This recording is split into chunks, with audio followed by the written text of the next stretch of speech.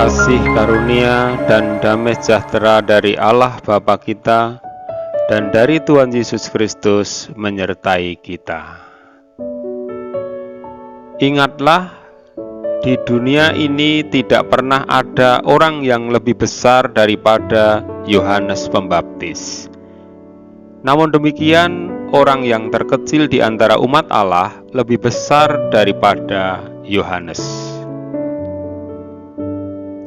Yohanes Pembaptis, orang besar yang bersedia dikecilkan. Saudaraku yang terkasih di dalam Tuhan Yesus Kristus, kehadiran Yohanes Pembaptis merupakan suatu titik balik sejarah. Ia memiliki peran penting dalam urutan peristiwa kelahiran Yesus.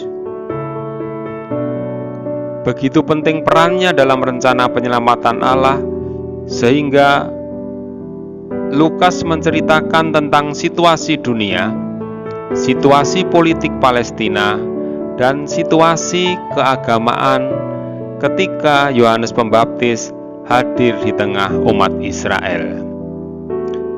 Demikianlah pemberitaan Injil Lukas. Dalam tahun ke-15 dari pemerintahan Kaisar Tiberius, ketika Pontius Pilatus menjadi wali negeri Yudea, dan Herodes raja wilayah Galilea, Filipus saudaranya raja wilayah Iturea dan Trakonitis, dan Lisanias raja wilayah Abilene. Pada waktu Hanas dan Kayafas menjadi imam besar, datanglah firman Allah kepada Yohanes, anak Zakaria, di padang gurun. Saudaraku yang terkasih, Yohanes Pembaptis seorang yang misterius. Ia tinggal di padang gurun sampai kepada hari ia harus menampakkan diri kepada Israel. Pakaiannya jubah bulu onta, makanannya belalang dan madu hutan. Kemunculannya menarik perhatian banyak orang, apalagi sudah lama, sekitar 400 tahun tidak ada nabi di tengah umat Israel. Maka datanglah kepadanya penduduk dari Yerusalem, dari seluruh Yudea, dan dari seluruh daerah sekitar Yordan. Yohanes Pembaptis menjadi tokoh yang sangat populer dan khotbah-khotbahnya sangat digemari banyak orang. Bahkan Herodes pun merasa senang juga mendengarkan dia. Namun dalam kepopulerannya itu, ia menunjuk kepada Yesus.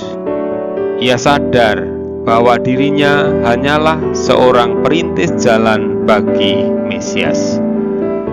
Demikianlah Injil Yohanes memberitakan. Pada keesokan harinya, Yohanes melihat Yesus datang kepadanya dan ia berkata, "Lihatlah anak domba Allah yang menghapus dosa dunia. Dialah yang kumaksud ketika kukatakan, kemudian daripadaku akan datang seorang yang telah mendahului aku, sebab dia telah ada sebelum aku." Saudaraku yang terkasih, dengan rendah hati Yohanes Pembaptis melaksanakan tugasnya, yaitu mempersiapkan jalan bagi Sang Juru Selamat. Ada suara orang yang berseru-seru di padang gurun, "Persiapkanlah jalan untuk Tuhan, luruskanlah jalan baginya." Yohanes Pembaptis adalah orang besar yang bersedia dikecilkan. Tentang Yesus, Yohanes Pembaptis menyatakan, "Ia harus makin besar, tetapi aku harus makin kecil." Seorang pelopor yang rela untuk dilupakan. Bagaimanakah dengan hidup Anda? Saudaraku yang terkasih, selamat merayakan masa Advent dengan mengevaluasi diri dan mengantisipasi kedatangannya yang kedua kali. Amin. Kasih karunia Tuhan Yesus Kristus dan kasih Allah dan persekutuan Roh Kudus menyertai kita sekalian.